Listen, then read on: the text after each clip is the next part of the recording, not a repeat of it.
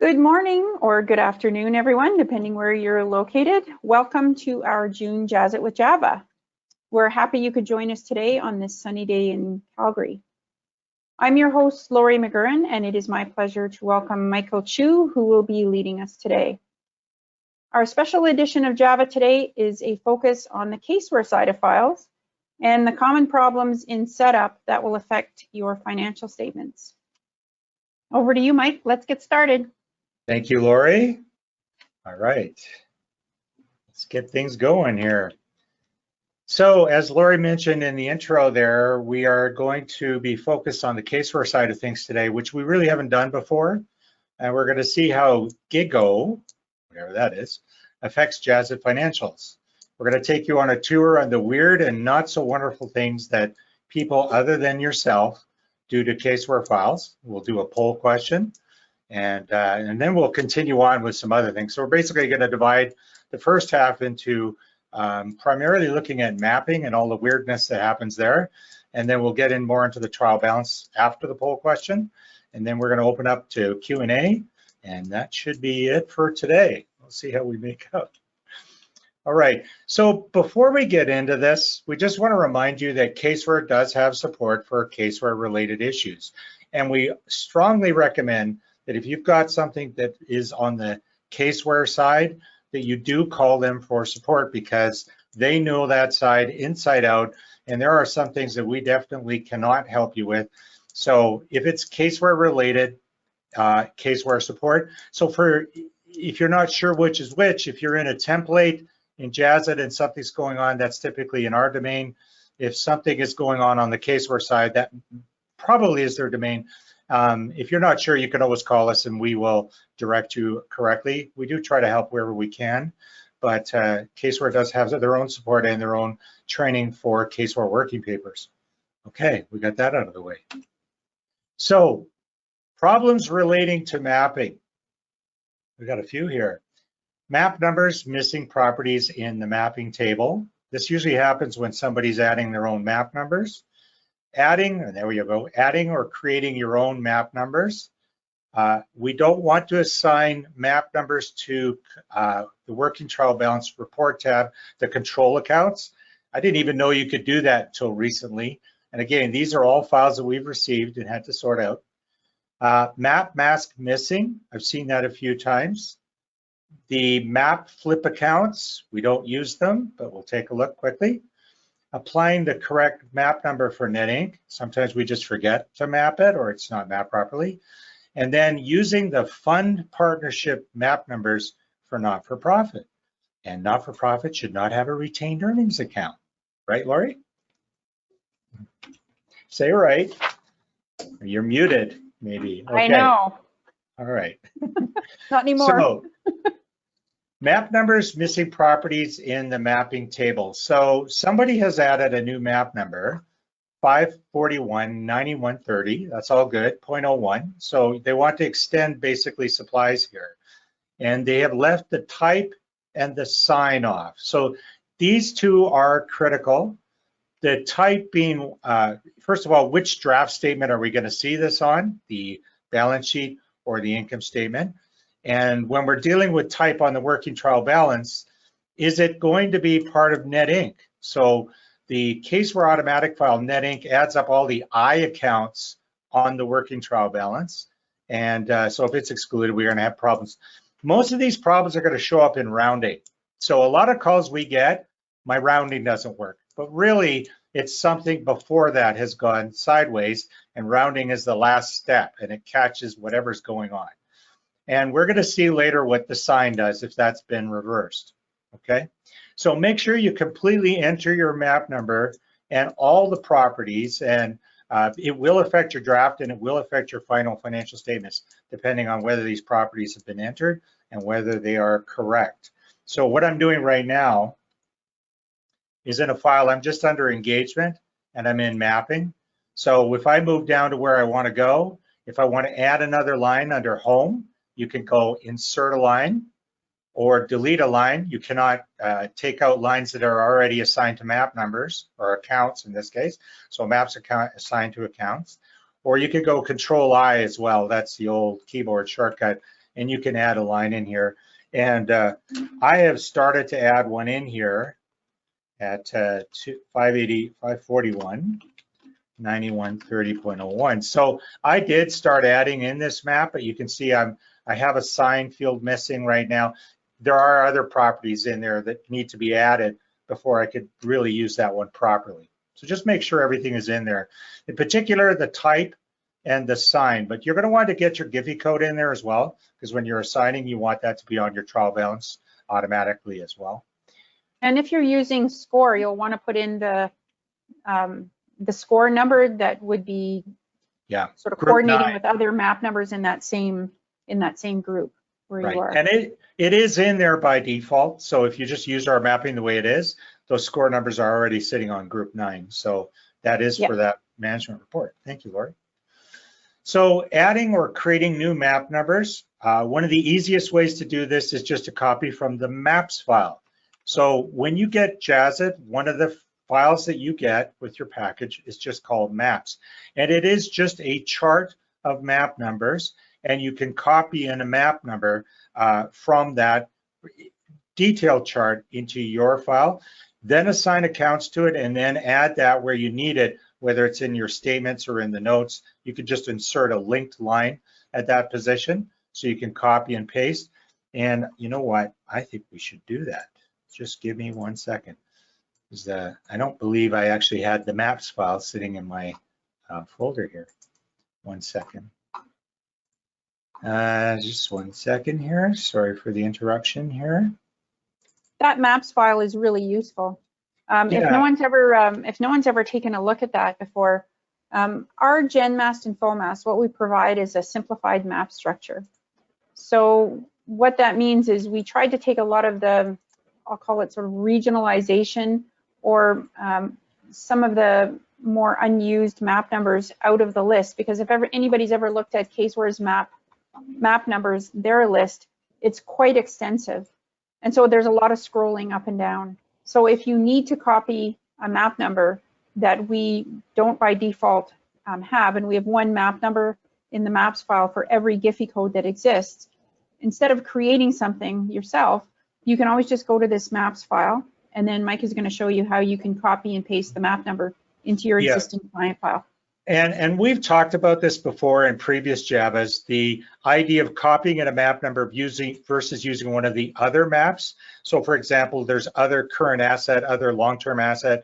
My preference is to use that because when I update the statement in the future, that line is already there. If you copy in a map, you just got to be aware that if you update that area, you may have to add that map in again. So what I'll do is just a quick difference. You see the difference here? These are all for cash. Well, in our simplified chart, we just have this one.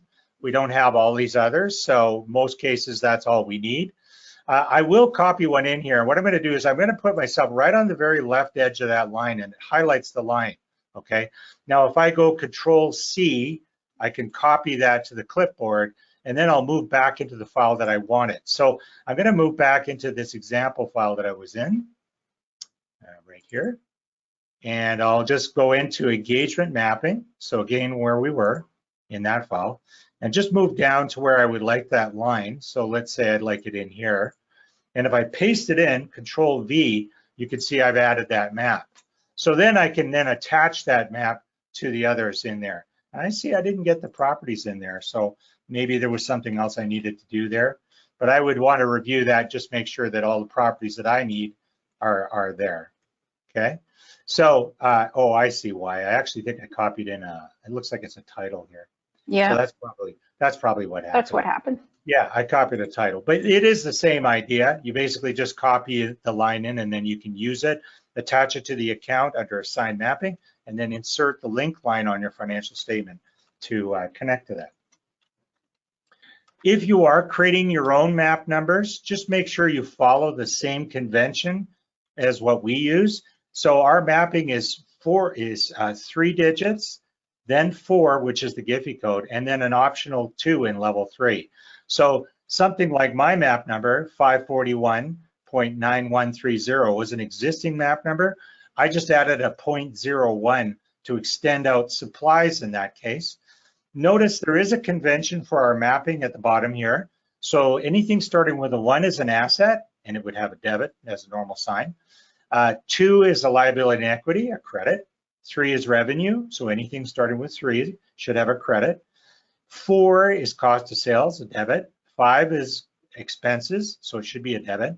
And then 8 is other items, other expenses, revenues. I believe the normal sign is I think it's a debit actually in there.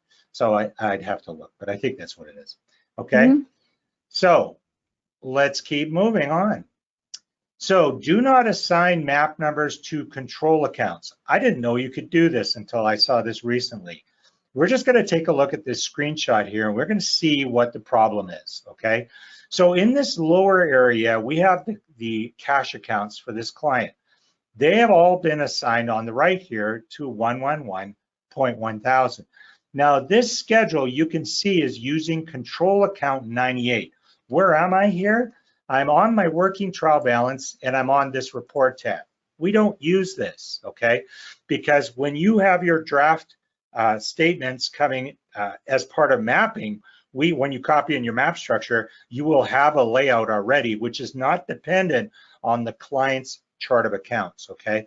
So we don't use this, but you can see here in this one that the accumulator 98 is bringing all these cash accounts together. So what has happened is somebody has gone in on the working trial balance, clicked on the report tab, and on this line where it says 98, they put in a map number. They manually added that in because you can't do it under account assigned mapping. These control accounts don't show up there, okay? So what does this have the effect of doing? It double counts this cash. You will get, what's nice, but it's probably not right. You'll get twice as much cash now on your balance sheet as you should have. And this is hard to find because you have to get into this report tab to see what's going on.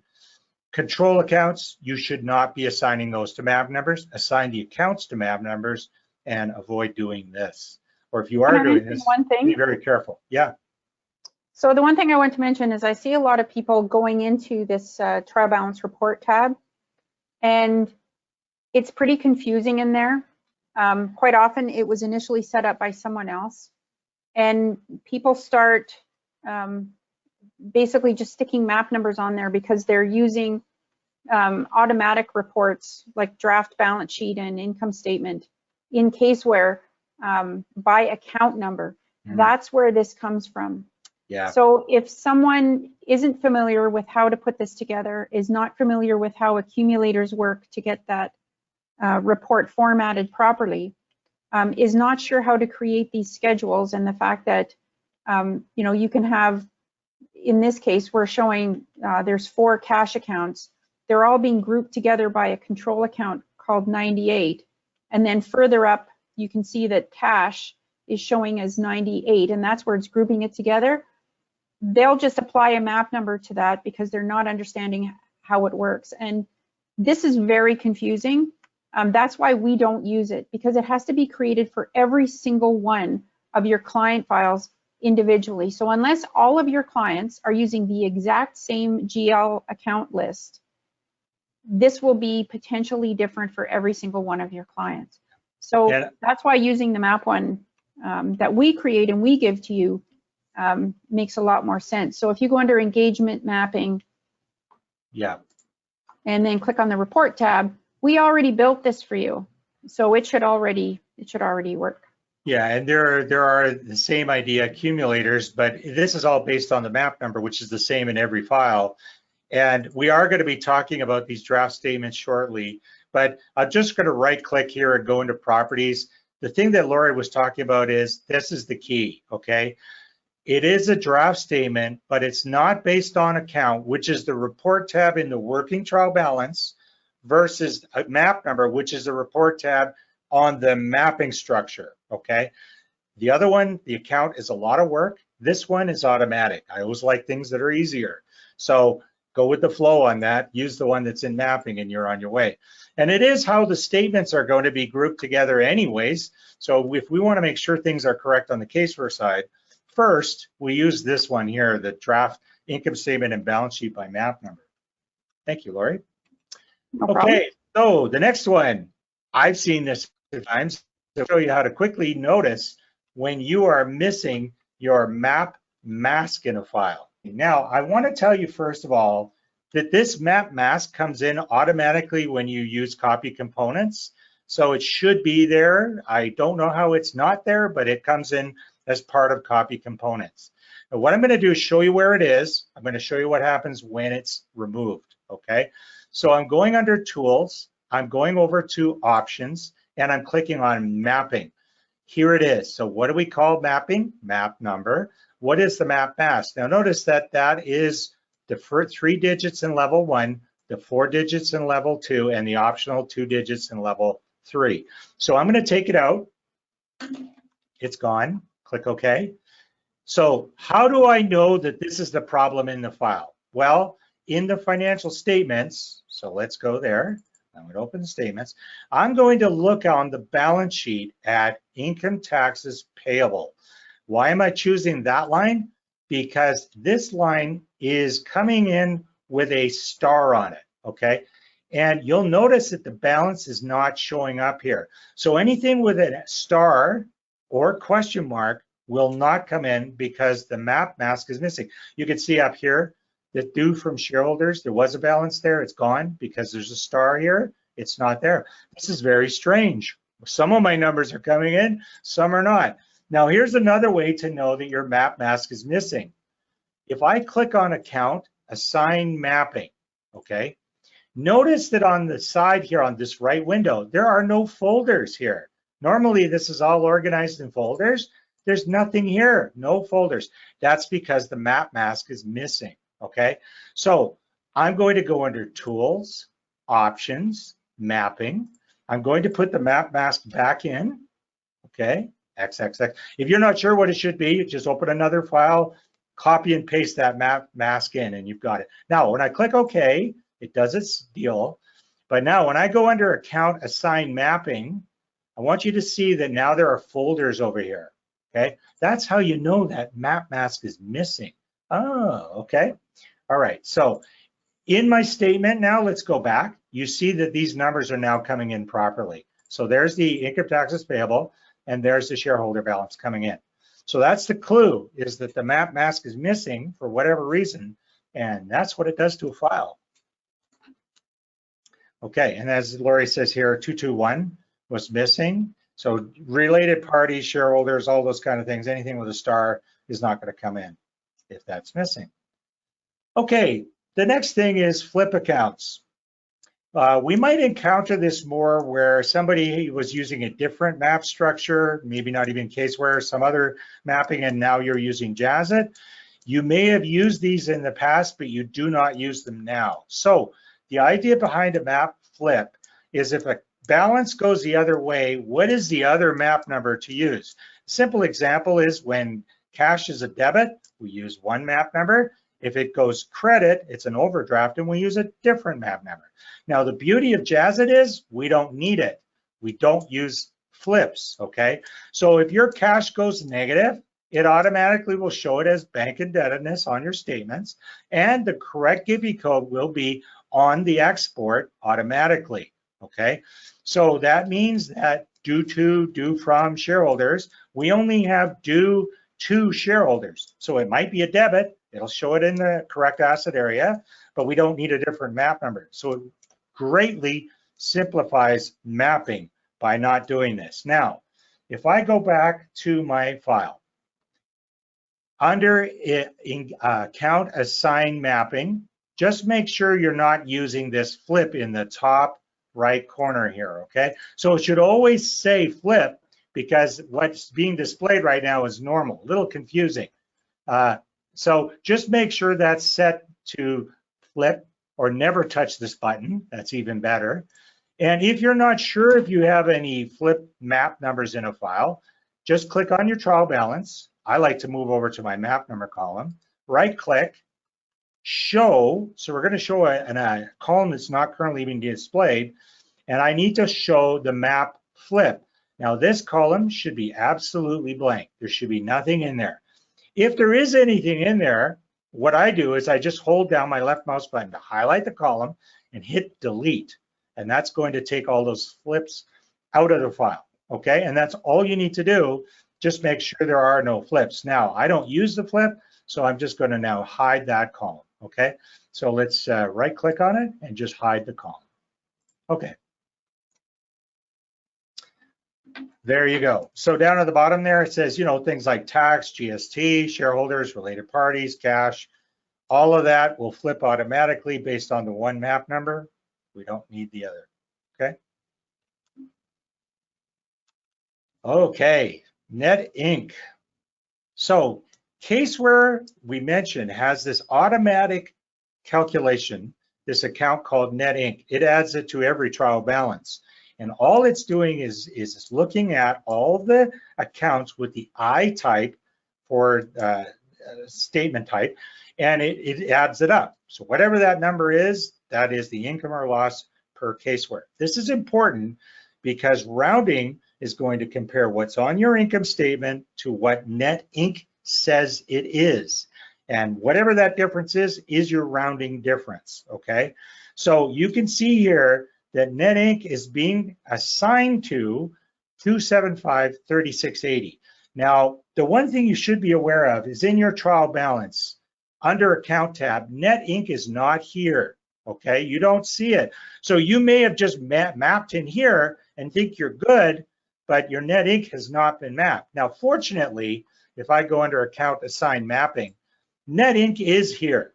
So it's better that you go into account assign mapping and make sure this window is empty on the left, because then you really got it all. Now, I don't know what map number NETINC goes to, and I'm not going to start opening folders to look for it either. So what I'm going to do is use these search boxes up here. They're extremely useful. I hope you're using them. So over on the right here, search name NETINC. Okay, now watch, it just found the map number for me because I started typing it in. I like that, that's good. So I'm just gonna click here, and then click here, okay? Or drag it over and drop it on, okay? Now, just as a reminder, you have an apply and you have an okay. If you click apply, that will work to assign the map number to the account. And if you have the statements open on a different screen, the number will come into the statement and you still have this window open. If you click OK, it does the same as apply, but closes the window, okay? So that's why you have an apply and an OK. I know, Lori, you like clicking that apply anyways, and that's fine. I do. You're just extra safe. Yes. So one question that I've had just over the years, it's a common question, is why isn't NETINC on the trial balance? Why isn't it on the working trial balance? And it's because it's the product of the trial balance. Exactly. So there's no GL account for it. So right. That's why it's somewhere else, which is a bit confusing. Well, we'd be double counting all the income statement accounts if it was there, right? So we exactly. Can't do that. Yeah. Yeah. So it is the product of all that. Although it would be nice if it was there and just excluded from the totals. Yep. Just saying. That wouldn't be bad. Okay, so do not delete or change the map number for NETINC in the working trial balance. Report tab, again, that's another report tab. Only one NETINC account is, if listed, should have a map number applied to it. So yeah, that's pretty straightforward, I think. Okay, and without it applied, then we're going to have some problems in terms of our statements and the drafts. Okay, we seem to be getting a lot of not-for-profits lately, and questions about it. So we wanted to talk about this just a little bit, that when you have a not-for-profit, first of all, you should not have a retained earnings account, just saying. We have these map numbers which can be used either for a partnership or a fund. The idea is the same. There's an opening balance, there's contributions, there's drawings or withdrawals, and then there's your assignment of the income or loss, and then you have an ending balance, okay? So what you want to do is think about here that this, just without the third level, that's the opening balance, okay? So whatever that is for each of the funds. Now, you see there are 7 here. I believe we've extended that out to 9.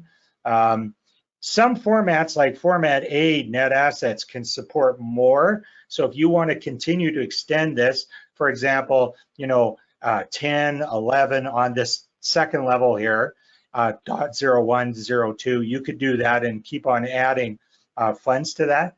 And what I'll do is I'm just going to switch back over to my other file here. 1 second. So let's just go back to CaseWare. I'm going to open up my not-for-profit. I think it's this one. Okay.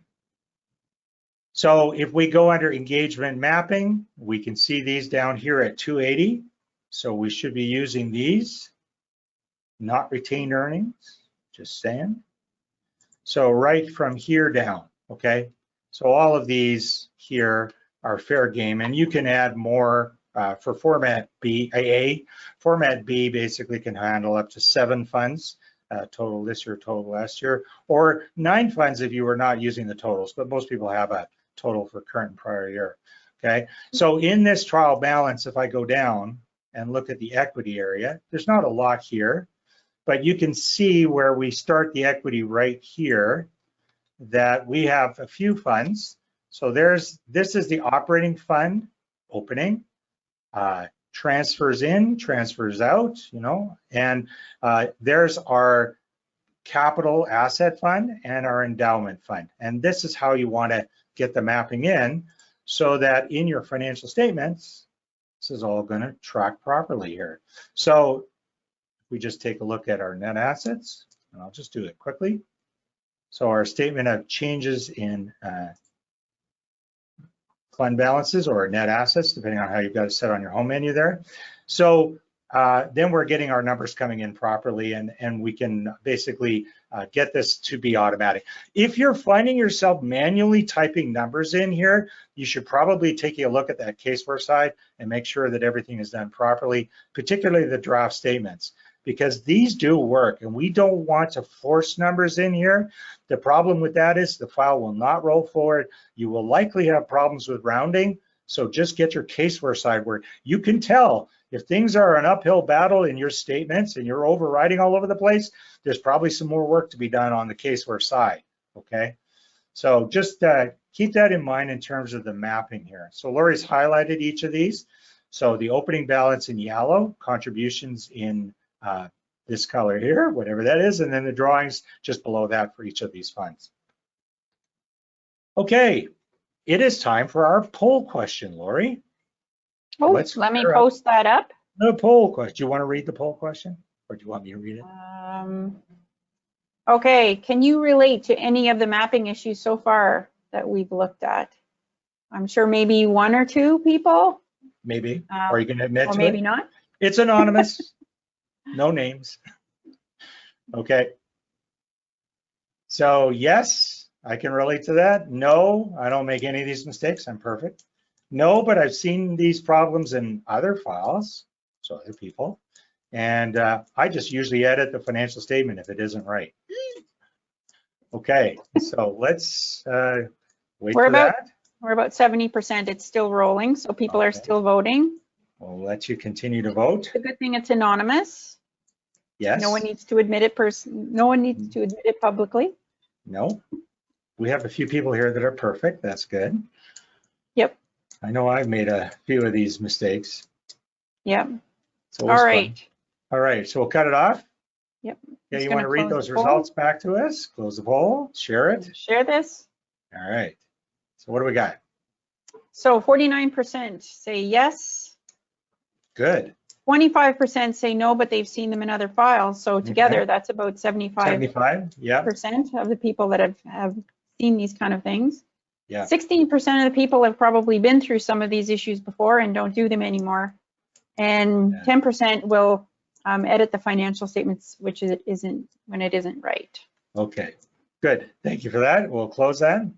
And it's not a good idea to edit the financial statements if it isn't right, because it's going to be a boo-boo next year for someone working on the file after it's been rolled forward. Also, you know, and we were kind of vague there. I mean, depends what you're doing, but if you're changing calculations, text is one thing, calculations is a whole different ballgame. Because when you update or roll forward, it's going to be a challenge for sure. Okay, now the second half of the show here. Working trial balance issues. Wrong statement type applied to account or map number. How to delete zero balance accounts. That's a good one. Adjustments to current year opening retained earnings when the prior year closing doesn't agree to the current year opening. Engagement period settings, and that's more for when we're importing. The date of adjusting journal entries which are outside of the current year. Importance of the drafts in CaseWare, especially not-for-profit. Getting rid of zero balances on the draft statements themselves, and then the wrong sign in the working trial balance. What does that do to us? Okay, so we're going to start with the wrong statement type. We are going to take an income type account and give it a B in the trial balance, and we're going to see what kind of havoc that causes us. So what I'm going to do is I'm going to just go back, and let's go back to that poor file with all the problems.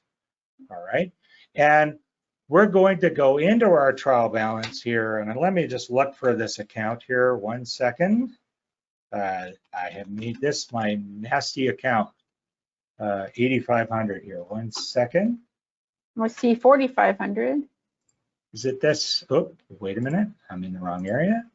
What happened there? Control F. So, yep. Oh, I know what it is. It's matching up on this other one here. Just hold on. Oh, okay. 130.01. This guy. Okay. Is this our guy? This is our guy. Okay. Yeah, that's our guy. What I'm going to do with that is I am going to leave it here. But what I want you to see is that the map number, this map number, 5419130, if we go under engagement mapping, this has a B type set to it, okay? But on the trial balance, somebody has manually set that back to an I. And I want you to see what this does, okay? Can I mention one thing, Mike? You sure can. That map number was actually created in mapping. So when someone was creating the map number, they assigned it a B instead of properly assigning it an I. Right. Yeah. Okay. So what this will do to us is if I look at my draft balance sheet by map number and I move to the very bottom, I see it down here. We didn't put a title on it. We didn't put a title on it, Lori. Just 1 second. We didn't put a title. I did something else here. Sorry about that. Yeah. So this is my miscellaneous balance, this 482. And in the prior year, it's whatever it is, this balance here. So it's on the wrong statement. And you'll notice that my total assets and liabilities, they do not, do they equal? They do. But I have this other balance sitting here that's not being added. So that's a problem. Okay. And if I look at my income statement here, down at the bottom, this number here is not tying into this number here, which is our net inc. So it's causing us some problems in our draft financial statements. Now, in order to fix that, I can actually fix that fairly quickly. I'm going to go back into the mapping, and I said, okay, this is the one that I added. But in fact, this actually is an income statement type account. So I'm going to make that an I, okay? It also is normally a debit. So I'm just going to put in those two properties. We'll come out of here. It thinks about that for a second. So now if we look at our balance sheet, we should not have that item at the bottom there. So let's just take a look. So our total liabilities and assets and equity, everything's good. Okay, and we also don't have that other mysterious guy sitting at the bottom there. And if we look at our income statement now at the bottom, this number here, 991,620.30, ties into the status bar. I hope you can see that on the screen there. That is critical. This number here is CaseWare's net inc. It's the automatic. It's the sum of all the I's. And this one is adding up all our mapping, okay, to make sure these tie in. This is a critical check that you want to make sure is right before you get into your Jazzit financials. You also want to make sure your prior year is good too, okay? Now, the other check that's critical is, of course, that my balance sheet balances and in this file it may not because I got other things going on. Oh, it does. My retained earnings ending number agrees to my retained earnings opening number, or in a not-for-profit, my last year's closing equity or the funds agrees to my opening equity for this year. There are no exceptions to that.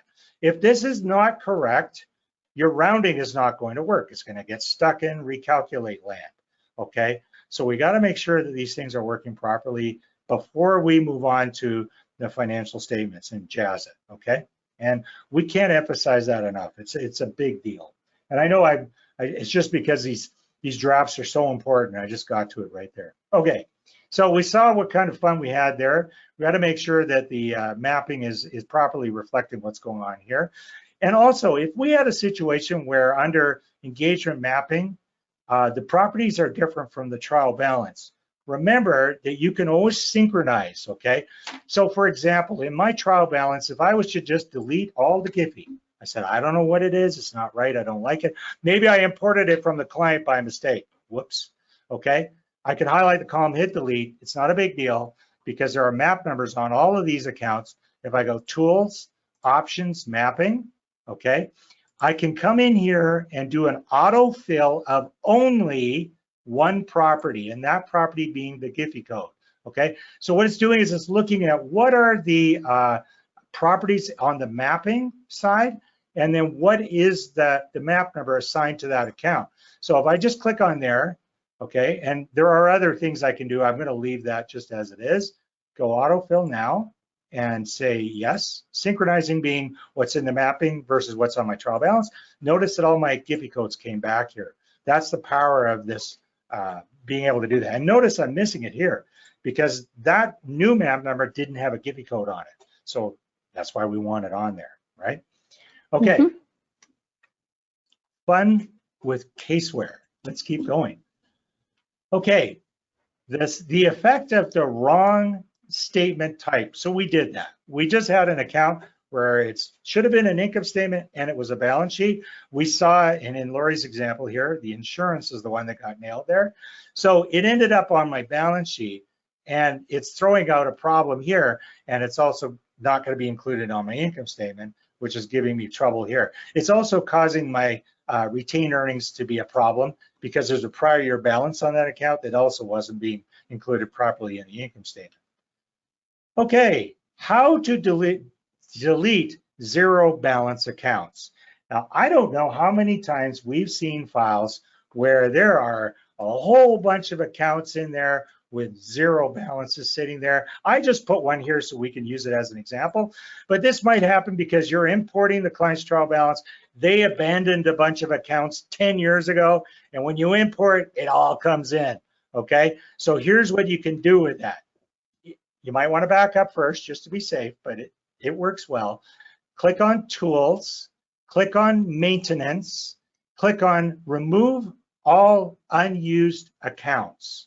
And see here, it says delete accounts with no opening balance and no activity. So it's not that it's zero and there's no adjustments, transactions.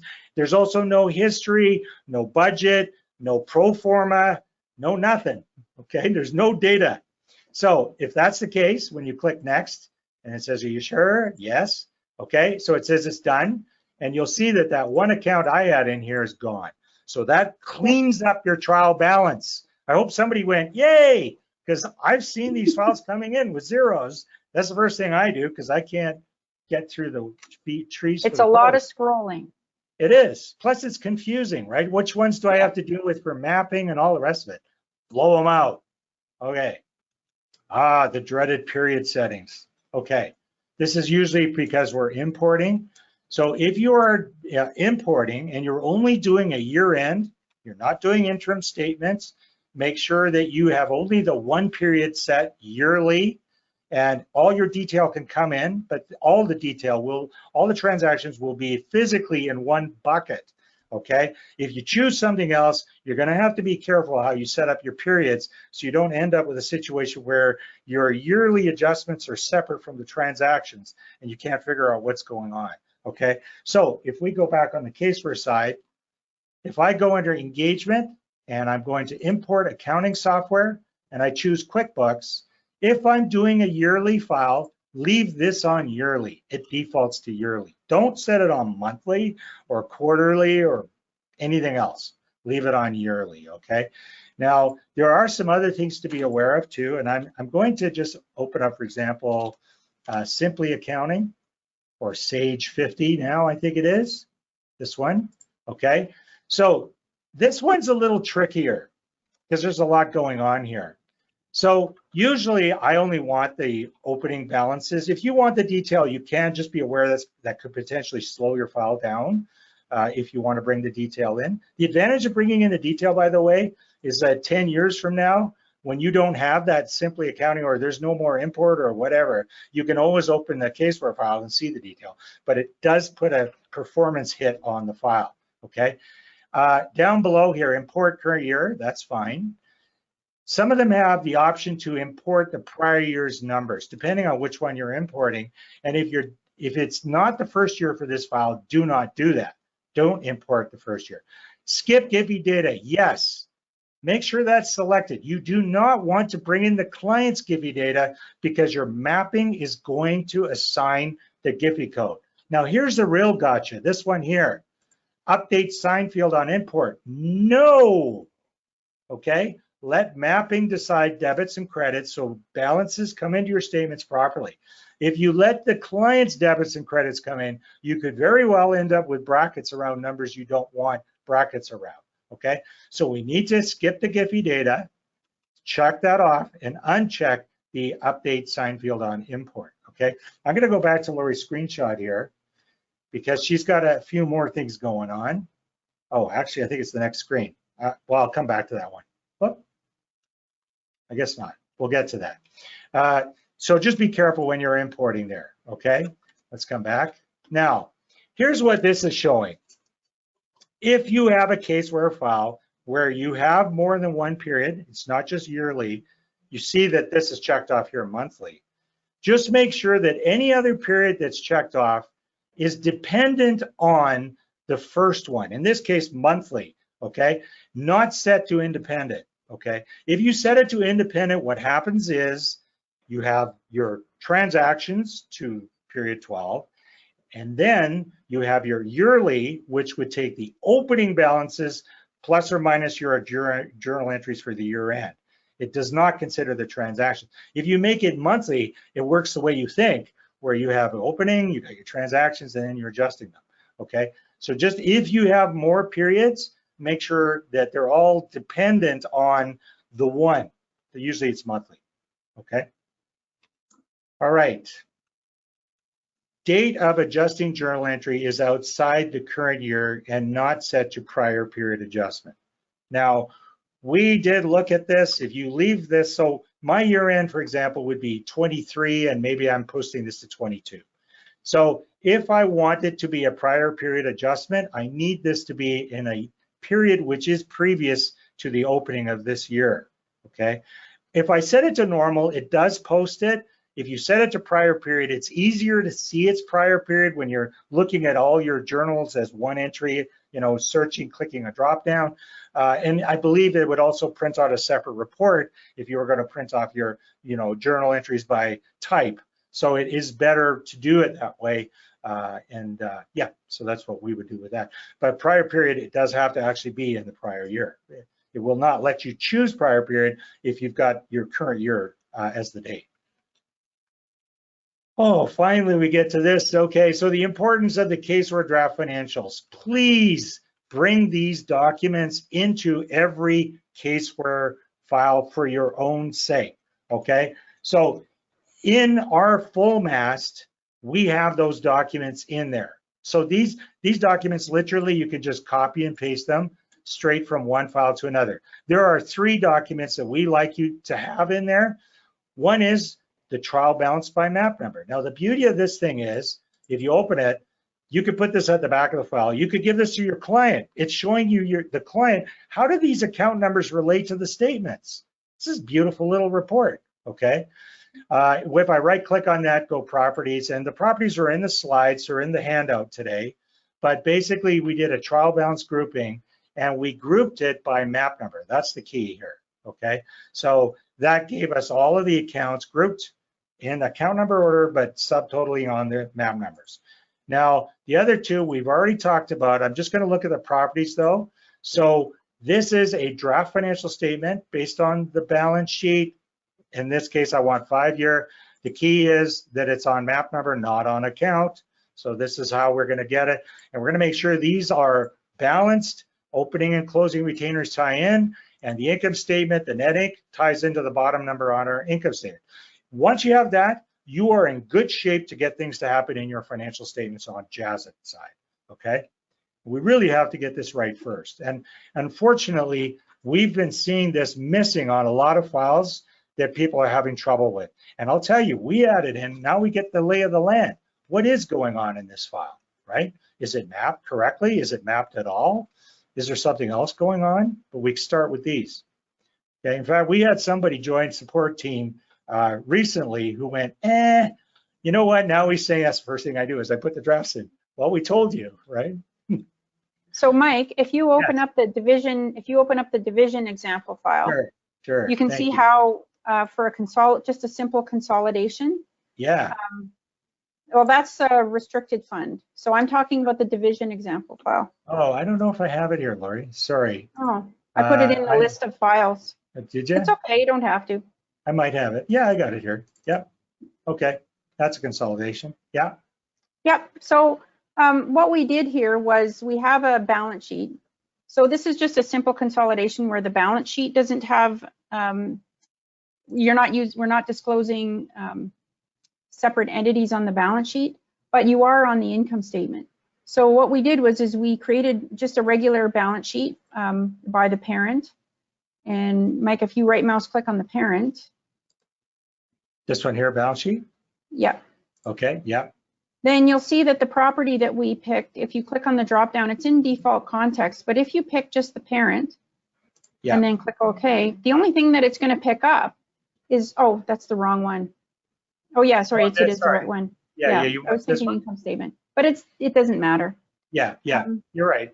If you go under properties, we've picked consolidated example here, that's the parent. Yeah. And then you can see that for the subs, for the income statement, if you go to properties, we've picked just that one entity. So if you open up one of those, Mike, and you scroll down, it's only showing you, should only show you the total for that division that's there.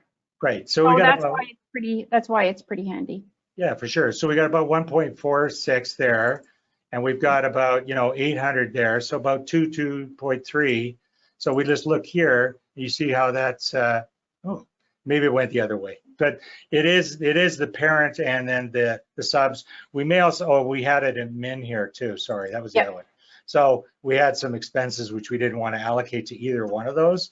So absolutely, that is helpful. By the way, this one here where it said default context, if you were wondering what that is, basically when you set it to default context, what it's doing is anytime you change this one up here, then you're going to change those reports to whatever you pick here. That's what the default context means.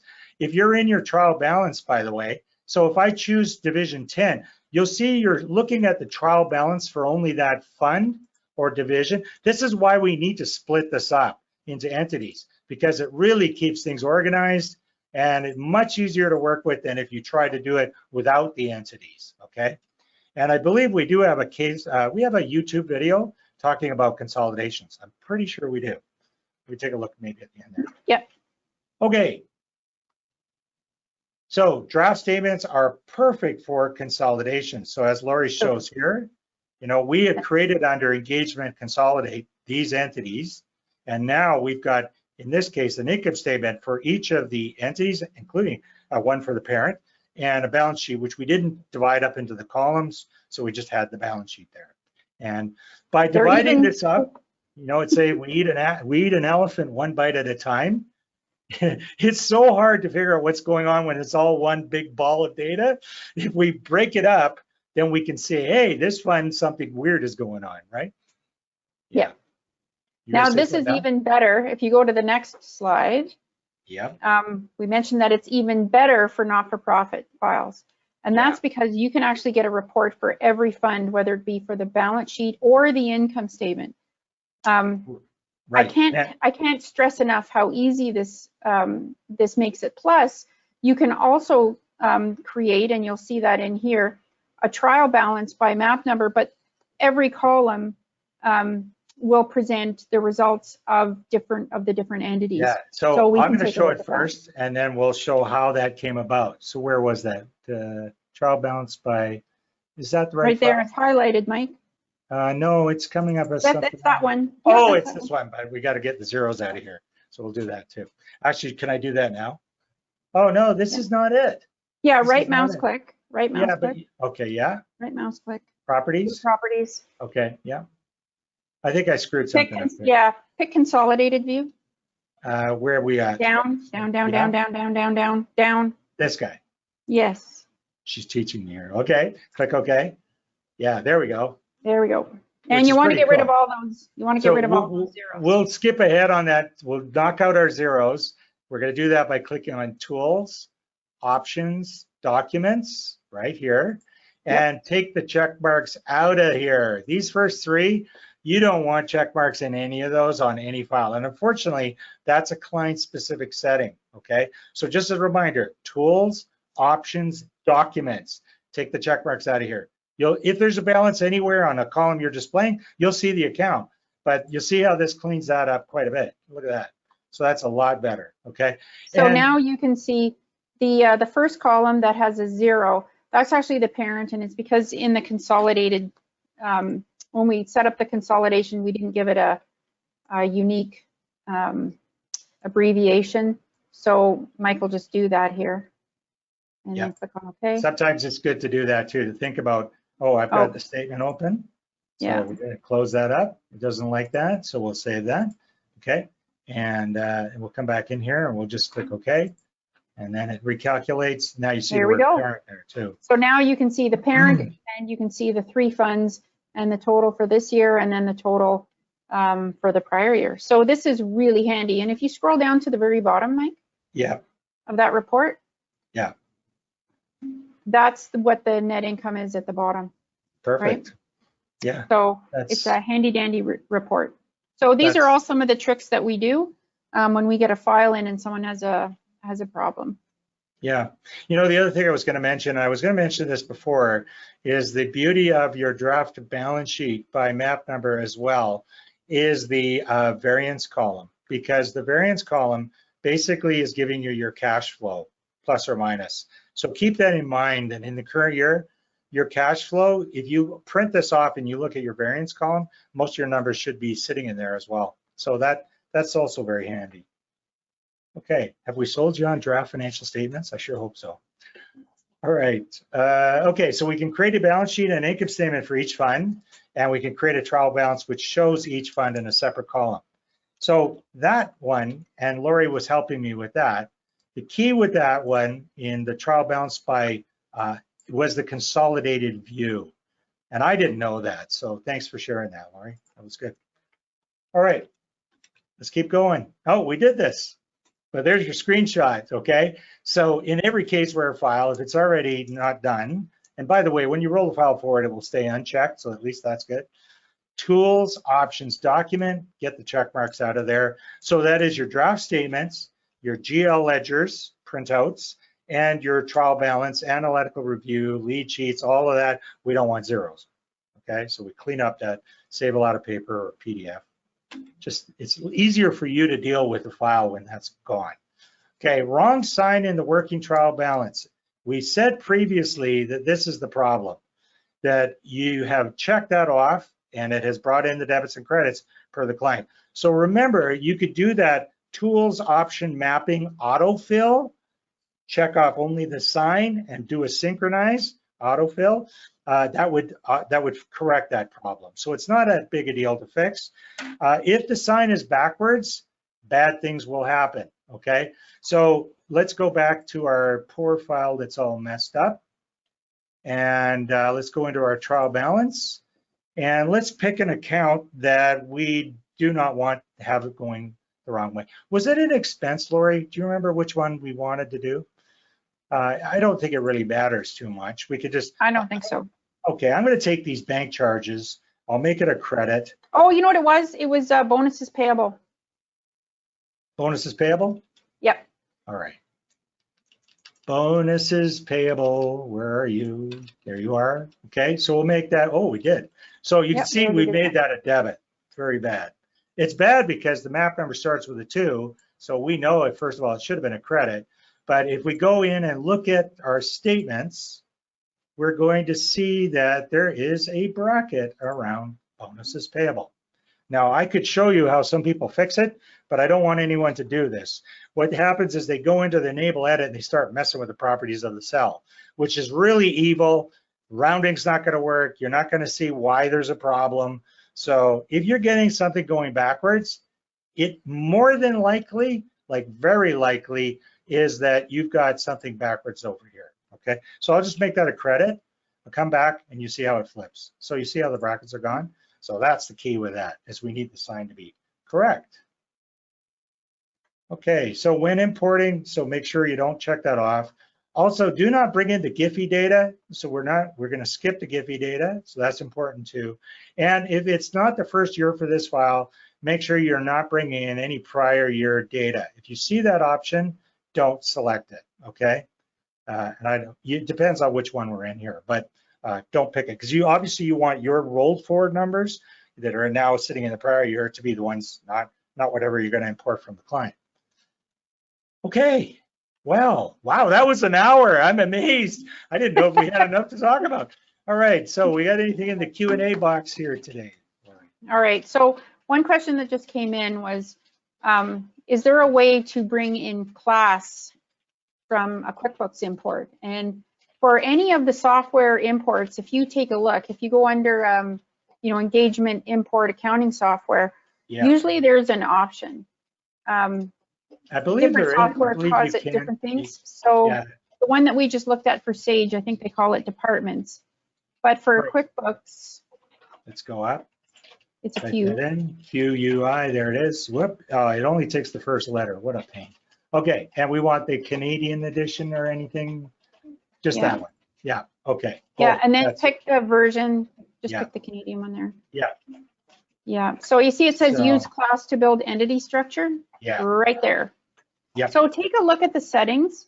Also take a look at other settings that are in here. So for example, there's prior year data. You usually don't want to bring that in. Right. You don't necessarily want to bring budget data in unless you're going to do that. Yeah. You don't necessarily want to import inactive accounts.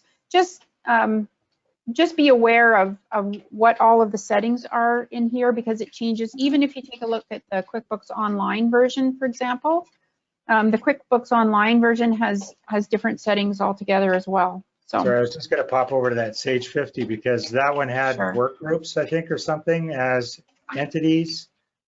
Depends on which one it is. Sage, yeah, this one. I think it has an option as well, depending on the file. Some of them have that option. Department, there it is. Right. Yeah. Use department division to build entities, so you can do it. And if you're nervous, make a backup of your file, then import it. See what you get. If it's no good, don't, dump it. The other thing I think about too is in the accounting software, export to Excel, fix it in Excel, and then go file import Excel and bring it in that way. Because that way I can deal with whatever's going on before it gets to the CaseWare file. Yep. Yeah. All right. Now we're tight on time here. So one of the questions as well was, if we choose to get rid of all the zero balance accounts, and there's transactions that are from 4 years ago or 3 years ago, but you're using, just a sec, there's transactions from year 3 and 4. When you're looking at a 2-year balance sheet or income statement, or you're looking at the trial balance here, it's not going to delete those. And that's on purpose. So it won't delete anything because you may at some point want to do a 5-year report. And that's why sometimes when you do that, you look and you go, well, what about these accounts that are sitting here with zeros in? It's the history. Somewhere in the history or budget or pro forma, somewhere there's some data, and that's why it can't take it out. So what will happen is as this file rolls forward and a number of years go by, eventually you'll be able to blow that account out, but you cannot take it out if there's data in there. Now, another question that we had was, if there's an account that's not one that would naturally flip, like not GST or income taxes or shareholder related parties, something like that, or cash, if you have an example where the balance is a debit one year and a credit the next year, or vice versa, so a receivable this year, like one account that you would normally make as a receivable next year becomes a payable, what do you do with that? It's a reclass entry. It is you answered my question. So the majority of the ones that we can imagine we've already handled, but yes, if for some reason there's something else that we don't do, you would reclass the balance from one map to another, and that would do it as well. Yeah. Thank you very much for all of that useful information. You bet. A reminder that we will send you an email in the next week or so once we have a video of this presentation posted on our website. It'll include a link to download a certificate confirming you attended the session. A big thank you to everyone joining us today. We have not set a date for the next Java yet, but when we do, be sure that we will post it to our website, and we'll also send out an invitation as well as we normally do by email. Yeah. So we look forward to seeing everyone again sometime soon. Enjoy the nice spring and summer. I guess it's summer now, we're past the solstice, so enjoy the nice summer weather, and we hope you have a chance to enjoy time with family and friends after the June 30th rush is over. Yeah. So thank you again, everyone. Thank you, everybody. Have a great day.